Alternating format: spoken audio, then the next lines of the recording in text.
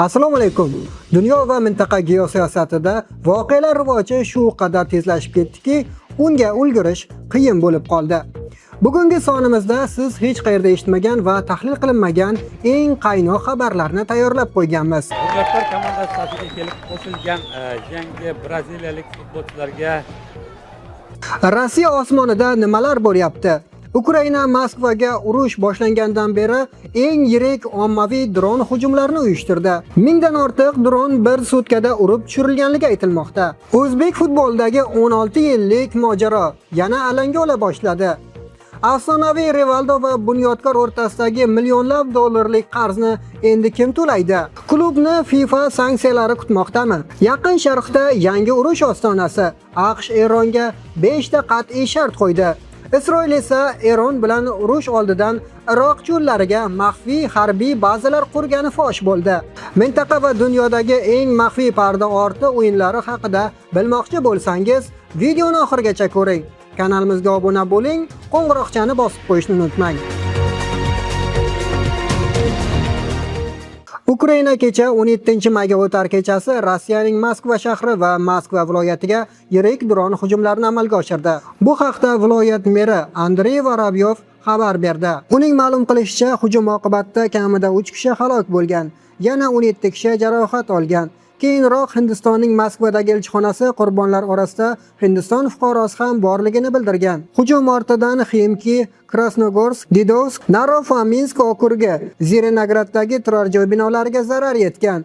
Sheremetyevo xalqaro aeroportida 200 dan ortiq reys bekor qilingan yoki kechiktirilgan. Shuningdek, 2 neft sanoat obyekti hujumga uchragan. Rossiya Mudofaa vazirligi ma'lumotlariga ko'ra, bir sutka ichida 1054 ta Ukraina droni va 8 ta boshqariladigan aviabomba urib tushirilgan. Ulardan 556 tasi 16-may kechqurundan 17-may tongigacha yo'q qilingan bo'lib, bu urush boshlangandan beri eng yirik ommaviy dron hujumlaridan biri sifatida baholanmoqda.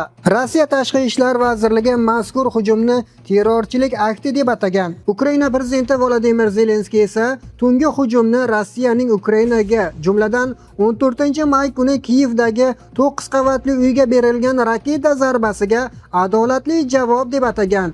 O'shanda 24 kishi halok bo'lgan edi. O'zbekiston futboli tarixidagi eng uzoq davom etayotgan moliyaviy huquqiy bahslardan biri bu Bunyodkor klubi va braziliyalik afsona Rivaldo o'rtasidagi mojaro yangi va keskin tusni oldi. 16 yil avval boshlangan bu qarz munosabatlari joriy yilning may oyiga kelib yana kun tartibiga qaytdi va yulduz futbolchi o'z pullarini oxirgi tenigacha undirmaguncha to'xtamasligi aniq bo'ldi. 2005-yilda tashkil etilgan Bunyodkor, ya'ni sobiq quruvchi futbol klubi ortida ulkan moliyaviy kuchlar, xususan Gulnora Karimova va Zero Max kompaniyasi turgani sababli juda tez yuksaldi.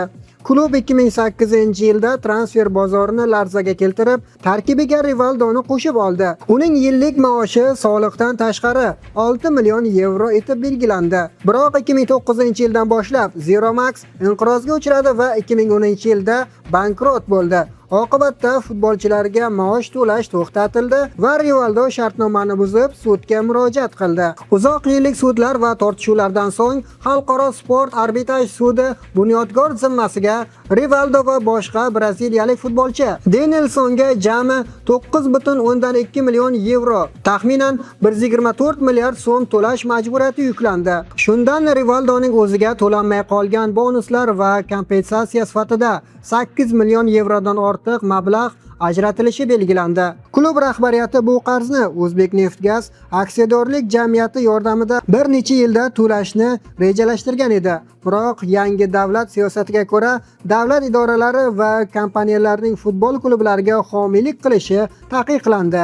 Oqibatda joriy yilning 15-apreliga qadar Rivaldo oldidagi qarzlar yopilmadi va mojaro qayta alanga oldi. Voqealar yuzasidan Bunyodkor klubi rasmiy bayonot berib, O'zbekiston futbol assotsiatsiyasi va O'zbekneftgazdan yordam so'radi. Agar 30 kun ichida qarz to'lanmasa, klubga qarshi FIFA tomonidan juda og'ir sanksiyalar qo'llaniladi. Bu bugungi kunda homiysiz va pulsiz qolgan Bunyodkorning millionlab dollarlik qarzini endi kim to'lashi ochiq savol bo'lib qolmoqda.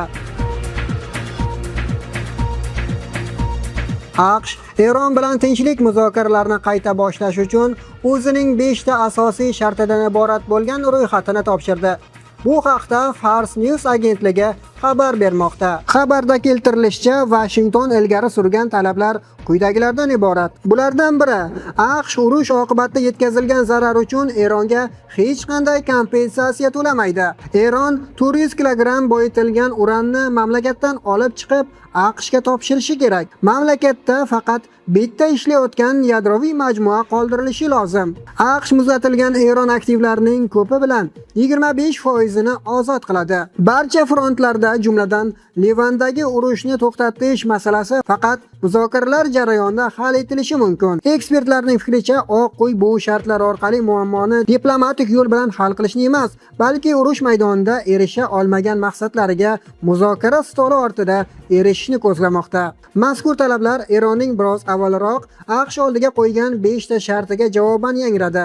Tehron muzokaralarni qayta tiklash uchun barcha frontlarda, ayniqsa Livanda urushni to'xtatish, sanksiyalarni bekor qilish, muzlatilgan aktivlarni qaytarish, zararni qoplash va Hormuz bo'g'ozi ustidan Eron suverenitetini tan olishni talab qilgan edi.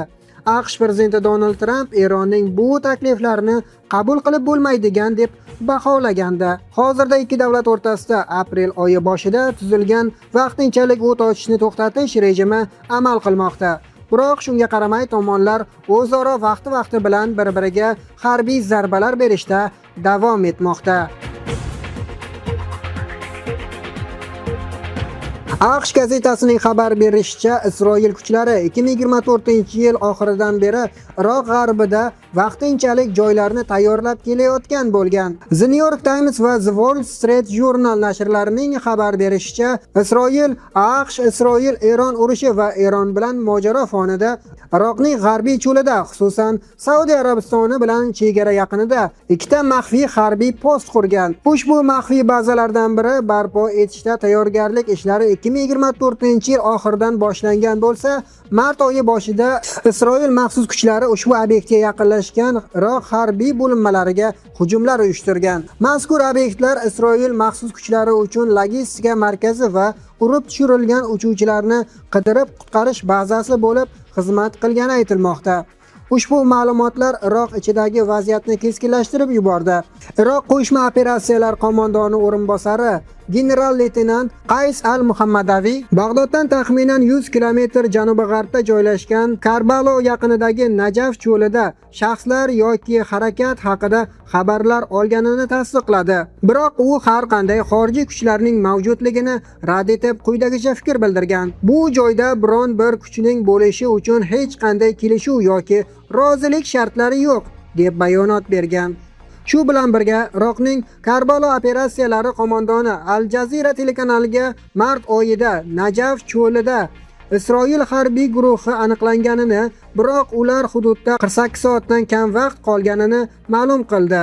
The Wall Street Journal nashriga ko'ra, Bag'dod mart oyi oxirida ushbu yashirin faoliyatni u suverenitetining buzilishi deb atab, Washingtonga rasmiy norozilik bildirgan. Isroil harbiy doiralari ham amaliyotni bilvosita tan olgan. Mart oyida Isroil havo kuchlarining sobiq boshlig'i general-mayor Tamer Bar Eron bilan mojaro paytida Isroil maxsus kuchlari aniq manzilini oshkor qilmagan holda favqulodda operatsiyalar o'tkazilganini aytib o'tgan edi. AQSh rasmiylari esa Washingtonning ushbu operatsiyalarga daxli yo'qligini iddao qilmoqda. Shunga qaramay, AQSh va Eron o'rtasidagi bosim ostida qolgan Iroqda vaziyat barqaror emas.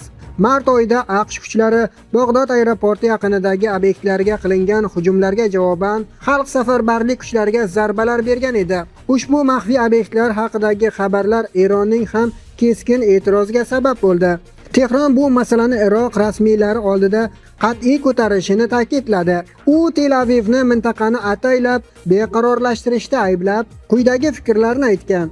Isroilning mintaqadagi xatti-harakatlari uning hech qanday chegaralar yoki qizil chiziqlarga rioya qilmasligini ko'rsatadi, deya ogohlantirgan u. Hozirda mintaqaviy ochiq manba tahlilchilari sun'iy yo'ldosh tasvirlari orqali ushbu shubhali harbiy nuqtalarni o'rganishda davom etmoqda. Bugunchalik sizga yetkazmoqchi bo'lgan xabar va yangiliklarimiz shulardan iborat edi. Muhim 24 sahifalarni kuzatishda davom eting. Mavzularimiz yuzasidan fikr va mulohazalaringizni izohlarda qoldiring. Keyingi ko'rsatuvlargacha salomat bo'ling.